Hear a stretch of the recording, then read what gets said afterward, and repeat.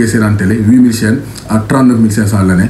N'hésitez pas à contacter donc le 77 535 97 62 avec Sartec IPTV méga.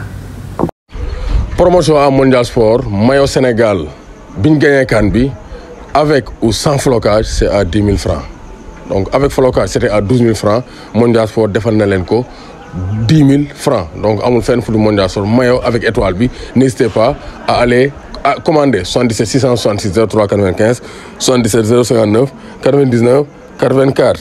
Bonjour à toutes et à tous, bonjour à tous les suiveurs et à tous les inconditionnels de Grégoire Omnisport. Donc Gary Ndiaye warul titre warul ragal. Je vous souhaite un excellent vendredi donc juma mubarak à tout le monde. Yàlla na yàlla dool jàmm si biir réew mi yàlla nañu yàlla may jàmm. Donc on va parler de l'équipe nationale du Sénégal ah ñëpp xam nañ ko l'actualité. C'est le match de demain samedi donc 19h GMT. On aura le match Sénégal-Bénin comptant pour la première journée des éliminatoires de la CAN 2023. Donc équipe nationale bi nag alhamdulilah les joueurs convoqués sont là donc tout le monde est au complet. Alhamdulillah, tout le monde va bien. Donc le groupe vit bien. Gis nañ les visitages et tout, fête yeeg, l'ambiance. Donc alhamdulillah, donc le moral est au beau fixe pour entamer ces éliminatoires face au Bénin. Maintenant, on ne doit pas sous-estimer le Bénin, comme ni ko Aliou Cissé waxee. Donc c'est une équipe joueuse. Yàgg nañoo daje ak ñoom, donc il faut les respecter. Même si on est champion d'Afrique, on doit les respecter et jouer le match à fond pour essayer de faire la différence. Donc noonu la demee. Maintenant, on va parler de plusieurs cas. Maintenant wax quelques cas, c'est le cas de Sadio Mané. Sadio Mané, il revient de Liverpool. Liverpool mu fay jouer attaquant de pointe. Mais laaj ndax Aliou Cissé dina oser clopiser Sadio Mané, c'est-à-dire tester ko numéro 9. Bon, sama xalaat bu gàtt. Bon, connaissant Aliou Cissé, je ne pense pas qu'il va aller dans ce sens. Ça na trop ci teg Sadio Mané donc numéro 9. Mais je pense que ça serait une bonne idée hein. Donc de diversifier l'attaque xool ba xam. Voilà. Donc parce que donc il a le talent, il a montré que il peut être un grand numéro 9, il a montré avec Liverpool et il est loué de partout pour son personnalisme, son talent et son efficacité. Donc Sadio Mané, est-ce que Aliou Cissé war na ko mën a tester numéro 9? Donc tey nag direct mën na am parce que Aliou Cissé war naa def conférence de presse donc tey et bu paree donc normalement war na mën def direct YouTube donc d'ici ce soir donc normalement direct war naa mën a am ci YouTube ñu xool le 11 de départ ku ne joxe sa 11 parce que ici mooy FIFA ku ne na nga wax sa xalaat Grégoire day xalaatam internautes yi aussi wax seeni xalaat. Donc benn cas bi c'est le cas de Diao Baldé Keita. Pourquoi may wax cas Diao Baldé Keita bi donc ñu bëri aussi ñu ngi naan Diao Baldé mon état d'esprit c'est bien mais ñun on veut retrouver le joueur Diao Baldé parce qu'il est convoqué en tant que joueur qui peut apporter de la solution. ñu ngi naan fàtte démb kenn fàttewul démb man. J'ai mis Diao Baldé Keita devant Sadio Mané 2017-2018 face au Cap-Vert à Praia. Sadio Mané Diao Baldé moo gënoon dox Sadio Mané Aliou Cissé génne Diao Baldé mer et ça je l'avais fustigé face à Fatou Madagascar à Antananarivo. Diao Baldé kay jël bal bi ñu mën 2-1 mu jël bal bi xuus terrain bi crocheté défenseur bi gardien bi taxaw mu dóor ko 10 pontes croisé bal bi premier poteau. Non Diao Baldé c'est un bon joueur mais il n'a plus donc le niveau qu'il avait. Niveau bu mu amoon amatu ko c'est pas personnel mais c'est sportivement Diao Baldé n'est plus rentable amatul rendement équipe nationale c'est malheureux mais c'est comme ça c'est la réalité. Voilà muy ambiance nag mais la fonction première bi ñu ko wooyee c'est le football.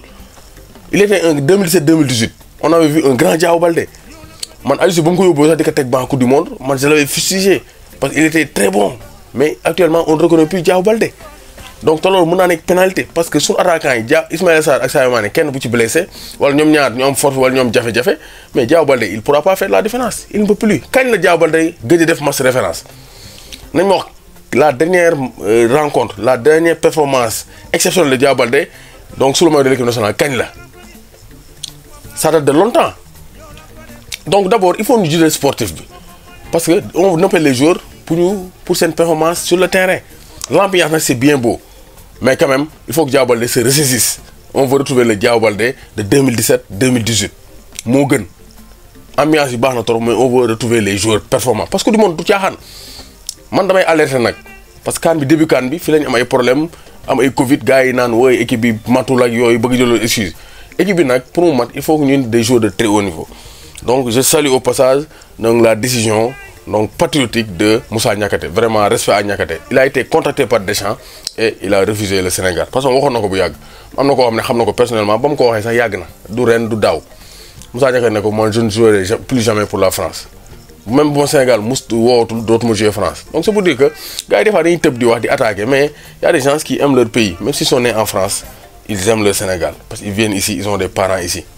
Donc Moussa Niakhaté, on te souhaite la bienvenue, le bienvenu, et on espère qu'Aliou Cissé donc va te donner une chance. Beneen aspect bi ñu wax jaawbal Pa Ousou Cissé donc kii di Abdou Diallo ku ne wax nga sa xalaat def naa vidéo ku ne wax nga nii nañ Pa Ousou Cissé nii nee nañ Abdou Diallo parce que Pa Ousou Cissé moo gën a nekk ci forme nii nee nañ Abdou Diallo li mu def ci CAN bi moo gën a posé et tout c'est vrai ku ne wax nga sa xalaat maintenant c'est à Aliou Cissé de décider mais li leer ba leer football amul sentiment les gens doivent mettre de côté les sentiments. Durant le match du Portugal hier, Cristiano Ronaldo était sur le banc, la légende vivante du football portugais. Rafael Leao m'a remplacé sur le front de l'attaque. Pourquoi on me remplace? Il vient de gagner le championnat italien, il est en forme.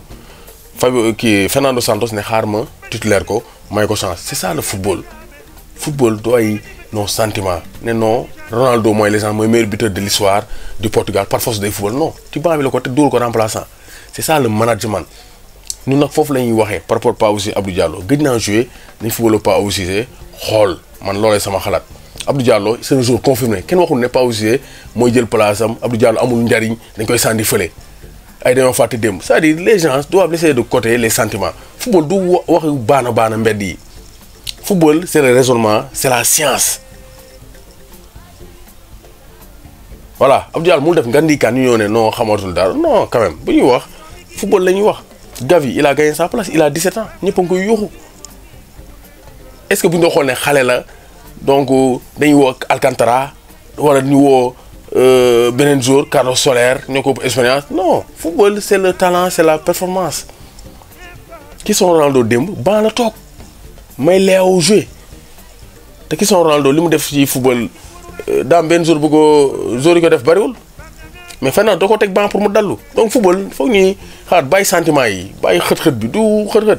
Dañuy football, dañuy waxtaan. Ku ne ngay ndey argument. Waaw. Ñu wax ku ne wax sa xalaat. Sénégal ñëpp ko bokk. Grégoire li muy wax keneen li muy wax c'est pour que Sénégal gagne. Ma Sénégal ba mu gagné jour Cameroun bi dama jooy parce que c'était l'émotion.